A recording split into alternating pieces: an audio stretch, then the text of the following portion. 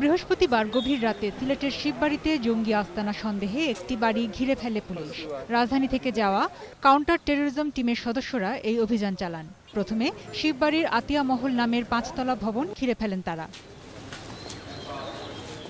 সকালে বাড়ির ভেতর থেকে আইনশৃঙ্খলা রক্ষা বাহিনীর সদস্যদের লক্ষ্য করে গুলিবর্ষণ ও গ্রেনেড নিক্ষেপ করা হয়। পরে পাশের আরেকটি ৩তলা ভবনও ঘিরে ফেলে পুলিশ। চিৎকার দেয় আল্লাহ আকবার বলে, এরকম আমরা শব্দ পাচ্ছি, এটা দেখে আমরা নিশ্চিত হইতে পারছি। অভিযান চালানোর স্বার্থে আশেপাশের বাড়ির বাসিন্দাদের সরিয়ে নেওয়া হয়েছে। অন্য বাসিন্দা যারা আছে, আমরা সামনের বিল্ডিং এ যারা আছে তাদেরকে ইভাকুয়েট করেছি, চেষ্টা করছি। আর মূল বিল্ডিং এ যেখানে ওরা আছে ওখান থেকেও আমরা চেষ্টা করছি সরানো। আতিয়া মহলের একটি ফ্ল্যাটে এক নারী ও ২ পুরুষ জঙ্গি রয়েছে বলে ধারণা করছে পুলিশ।